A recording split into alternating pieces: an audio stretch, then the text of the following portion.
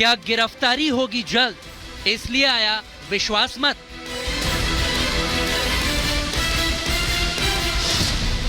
भ्रष्टाचार के घाव, क्या इसीलिए बचने वाला दाव। सियासत में दाव पेच और शहमात का खेल सबसे जरूरी होता है, जिसे आम आदमी पार्टी भी लंबे वक्त से खेलती आ रही है। लेकिन करप्शन के चंगुल में फंसी पार्टी के मुखिया अब एक नया दाव खेल रहे हैं।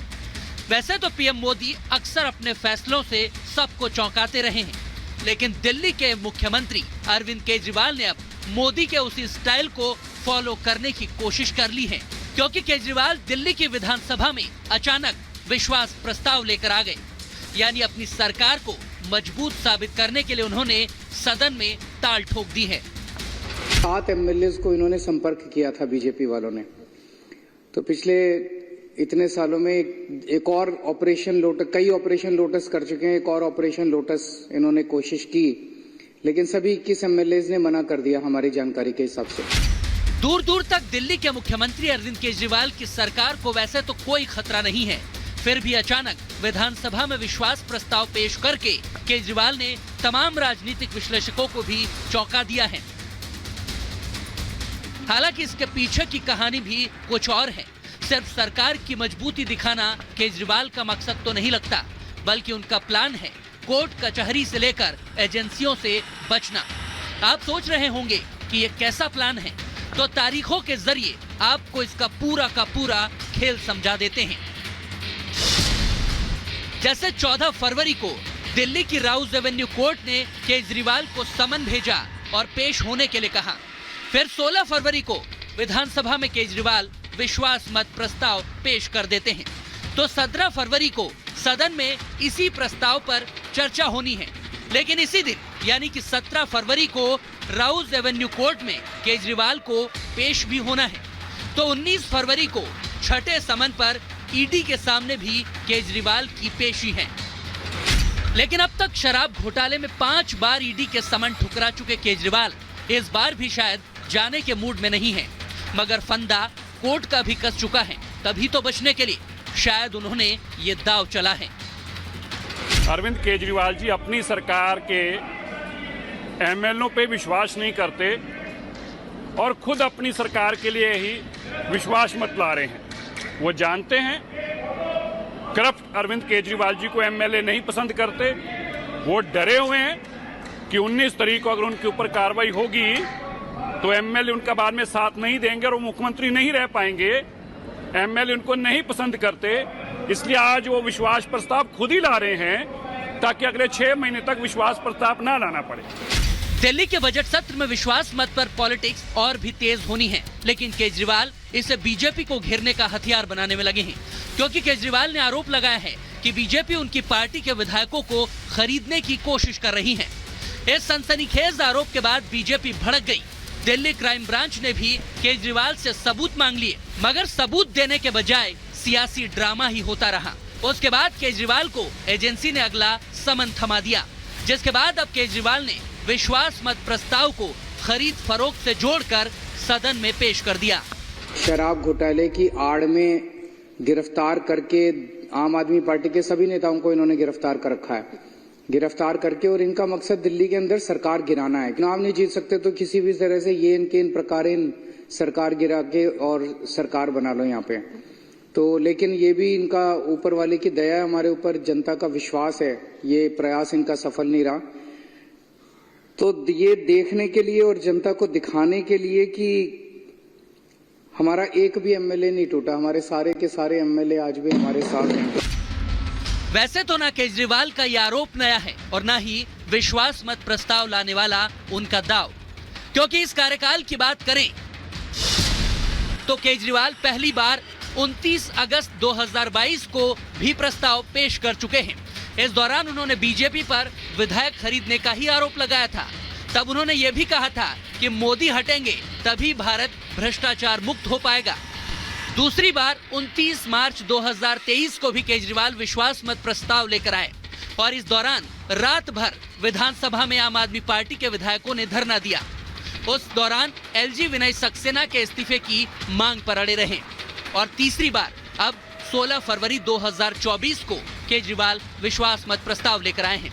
इस पर उन्होंने बीजेपी पर गिरफ्तारी की साजिश करने का आरोप मढ़ दिया है और साथ ही साथ केजरीवाल ने दावा किया है कि आम आदमी पार्टी के विधायकों को 25-25 करोड़ रुपए में खरीदने का ऑफर दिया जा रहा है।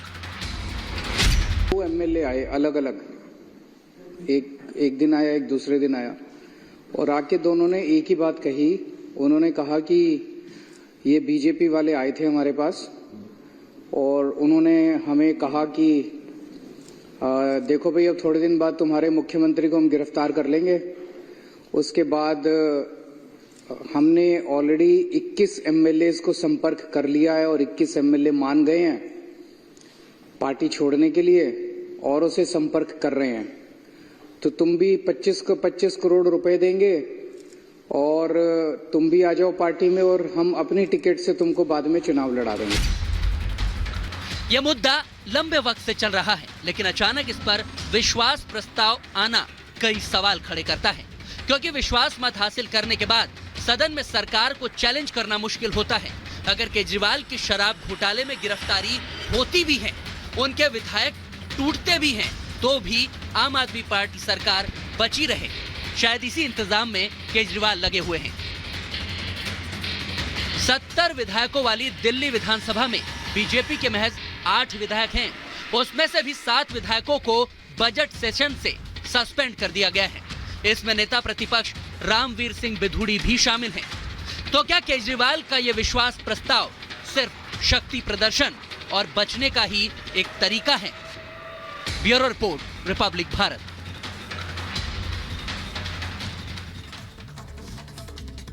तो बीजेपी दावा कर रही है कि अरविंद केजरीवाल एक रणनीति के तहत विश्वास प्रस्ताव लेकर आए, लेकिन आइए आंकड़ों के जरिए आपको बताते हैं कि किसके पास कितनी सीटें हैं। दिल्ली विधानसभा में कुल 70 सीटें हैं, जिसमें से 62 जो विधायक हैं वो आम आदमी पार्टी के हैं, यानी पूर्ण बहुमत की सरकार है। इसके अलावा 8 विधायक बीजेपी के हैं, जिनमें से बजट सेशन के लिए 7 को सस्पेंड कर दिया गया है। तो वहीं कांग्रेस के पास 0 है।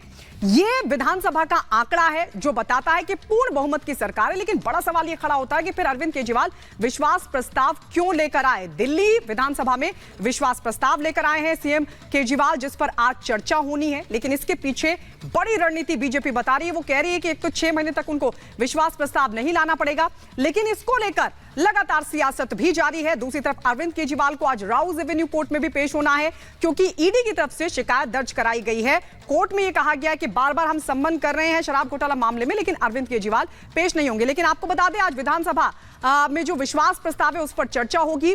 विश्वास प्रस्ताव जो अरविंद केजरीवाल लेकर आए हैं उस पर आपको यह भी बता दें कि प्रस्ताव पर चर्चा के बाद एक्शन होगा, बड़ा एक्शन होगा। हालांकि दिल्ली विधानसभा में पूर्ण बहुमत की सरकार है अरविंद केजरीवाल की, और ऐसे में जाहिर तौर पर इसे एक शक्ति प्रदर्शन के तौर पर देखा जा रहा है। प्रस्ताव चर्चा से पहले बड़ा एक्शन। बीजेपी के 8 में से 7 विधायक सस्पेंड कर दिए गए हैं। पूरे बजट सेशन के लिए इन विधायकों को सस्पेंड किया गया है, जिसमें नेता प्रतिपक्ष भी शामिल हैं।